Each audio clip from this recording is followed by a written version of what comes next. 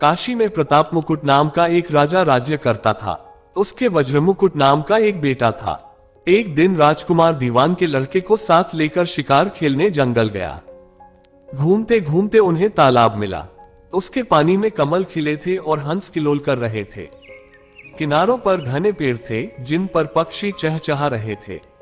दोनों मित्र वहां रुक गए और तालाब के पानी में हाथ मुंह धोकर ऊपर महादेव के मंदिर पर गए। घोड़ों को उन्होंने मंदिर के बाहर बांध दिया। वो मंदिर में दर्शन करके बाहर आए तो देखते क्या है कि तालाब के किनारे एक राजकुमारी अपनी सहेलियों के साथ स्नान करने आई है। दीवान का लड़का तो वहीं एक पेड़ के नीचे बैठा रहा, पर राजकुमार से न रहा गया। वह आगे बढ़ गया। राजकुमारी ने उसकी ओर देखा तो वह उस पर मोहित हो गया। राजकुमारी भी उसकी तरफ देखती रही। फिर उसने किया क्या कि जुड़े में से कमल का फूल निकाला, कान से लगाया, दांत से कुतरा, पैर के नीचे दबाया और फिर छाती से लगा के अपनी सखियों के साथ चली गई। उसके जाने पर राजकुमार निराश होकर अपने मित्र के पास आया और सब हाल सुनाकर बोला, मैं इस राजकुमारी के बिना नहीं रह सकता, पर मुझे न तो उसका नाम मालूम है न ठिकाना, वह कैसे मिलेगी। दीवान के लड़के ने कहा, राजकुमार आप इतना घबराए नहीं, वह सब कुछ बता गई है। राजकुमार ने पूछा, कैसे? वह बोला, उसने कमल का फूल सिर से उतार कर कानों से लगाया तो उसने बताया कि मैं कर्नाटक की रहने वाली हूँ। दांत कुतरा तो उसका मतलब था कि मैं दंतबाट राजा की बेटी हूँ।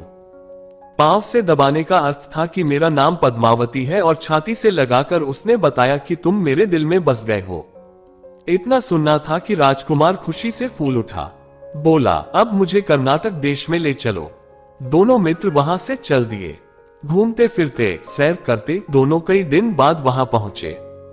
राजा के महल के पास गए तो एक बुढ़िया अपने द्वार पर बैठी चरखा काटती मिली। उसके पास जाकर दोनों घोड़ों से उतर पड़े और बोले, माए, हम सौदागर हैं, हमारा सामान पीछे आ रहा है, हमें रहने को थोड़ी जगह दे दो। उनकी शक्ल सूरत देखकर और बात सुनकर बुढ़िया के मन में ममता उमड़ आई। बोली, बेटा तुम्हारा घर है, जब तक जी में आए रहो। दोनों वहीं ठहर गए। दीवान के बेटे ने उससे पूछा, माए आप क्या करती हो? आपके घर में कौन कौन है? आपका गुजारा कैसे होती है? बुढ़िया ने जवाब दिया, बेटा मेरा एक बेटा है जो राजा की चाक में है। मैं राजा की बेटी पद्मावती की धाय थी। बूढ़ी हो जाने से अब घर में रहती हूँ। राजा खाने पीने को दे देता है। दिन में एक बार राजकुमारी को देखने महल में जाती हूँ। राजकुमार ने बुढ़िया को कुछ धन दिया और कहा, माए कल तुम वहां जाओ तो राजकुमारी से कह देना कि पंचमी को तुम्हें तालाब पर जो राजकुमार मिला था वह आ गया है। अगले दिन जब बुढ़िया राजमहल गई तो उसने राजकुमार का संदेशा उससे दे दिया। सुनते ही राजकुमारी ने गुस्सा होकर हाथों में चंदन लगाकर उसके गाल पर तमाचा मारा और कहा, मेरे घर से निकल जा। बुढ़िया ने घर आकर सब हाल राजकुमार को कह सुनाया। राजकुमार हक्का बक्का रह गया।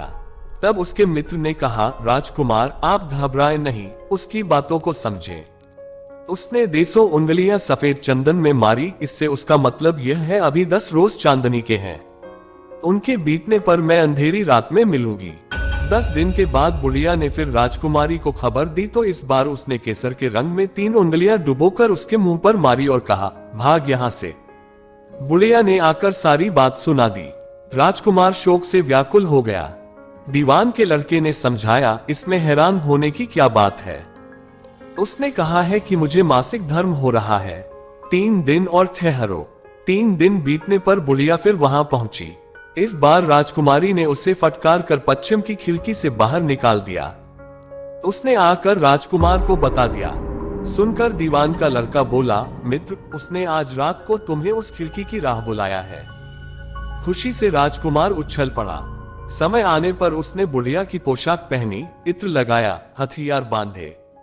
दोपहर रात बीतने पर वह महल में जा पहुंचा और खिड़की में से होकर अंदर पहुंच गया। राजकुमारी वहां तैयार खड़ी थी। वह उसे भीतर ले गई। अंदर के हाल देखकर राजकुमार की आंखें खुल गईं। एक से एक बढ़कर चीजें थीं। रात भर राजकुमार राजकुमारी के साथ रहा। जैसे ही दिन निकलने को आया कि राजकुमारी राजकुमार को छिपा दिया और रात होने पर फिर बाहर निकाल लिया। इस तरह कई दिन बीत गए। अचानक एक दिन राजकुमार को अपने मित्र की याद आई। उसे चिंता हुई कि पता नहीं उसका क्या हुआ होगा। उदास देखकर राजकुमारी कारण पूछा तो उसने बता दिया। बोला, वो मेरा बड़ा प्यारा दोस्त है, बड़ा चतुर है, उसकी होशियारी ही से तो तुम मुझे मिल पाए हो। राजकुमारी ने कहा, मैं उसके लिए बढ़िया बढ़िया भोजन बनाती हूँ, तुम उसे खिलाकर तसल्ली देकर लौट आना। खाना साथ में लेकर राजकुमार अपने मित्र के पास पहुंचा। वे महीने भर से मिले नहीं थे। राजकुमार ने मिलने पर सारा हाल सुनाकर कहा कि राजकुमारी को मैंने तुम्हारी चतुराई की सारी बातें बता दी हैं, तभी तो उसने ये भोजन बनाकर भेजा है। दीवान का लड़का सोच में पड़ गया। उसने कहा, यह तुमने अच्छा नहीं किया। राजकुमारी समझ गई कि जब तक मैं हूं वह तुम्हें अपने बस में नहीं रख सकती, इसलिए उसने इस खाने में जहर मिलाकर भेजा है। ये कहकर दीवान के लड़के ने थाली में से एक लड्डू उठाकर कुत्ते के आगे डाल दिया। खाते ही कुत्ता मर गया। राजकुमार को बड़ा बुरा लगा। उसने कहा, ऐसी स्त्री से भगवान बचाए, मैं अब उसके पास नहीं जाऊंगा। दीवान का बेटा बोला, नहीं, अब ऐसा उपाय करना चाहिए जिससे हम उसे घर ले चले। आज रात को तुम वहां जाओ।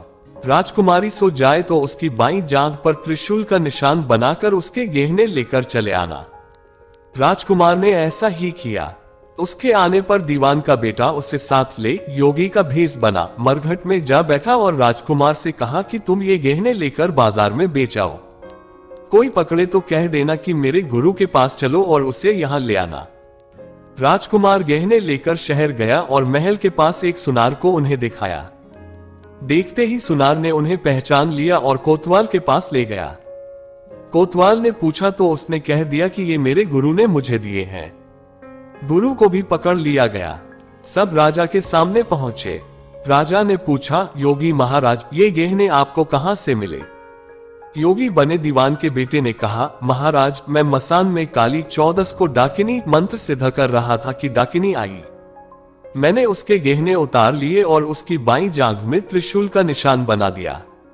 इतना सुनकर राजा महल में गया और उसने रानी से कहा कि पद्मावती की बाईं जांघ पर देखो कि त्रिशूल का निशान तो नहीं है। रानी देखा तो था। राजा को बड़ा दुख हुआ। बाहर आकर वही योगी को एक ओर ले जाकर बोला, महाराज, धर्मशास्त्र में खोटी स्त्रियों के लिए क्या दंड है? योगी ने जवाब दिया, राजन, ब्राह्मण स्त्री अपने आश्रय में रहने वाले से कोई खोटा काम हो जाए तो उसे लड़का और देश निकाला दे देना चाहिए। ये सुनकर राजा ने पद्मावती को डोली में बिठाकर जंगल में छुड़वा दिया। राजकुमार और दीवान का बेटा तो ताक में बैठे ही थे। राजकुमारी को अकेली पाकर साथ ले अपने नगर में लौट आए और आनंद से रहने लगे। इतनी बात सुनाकर बेताल बोला, राजन, ये बताओ कि पाप किसको लगा है? तो दोस्तों, राजा ने तो जवाब दिया, आप लोग भी कमेंट में जरूर बताना कि पाप किसको लगा। दोस्तों, वीडियो कैसा लगा कमेंट में जरूर बताएं।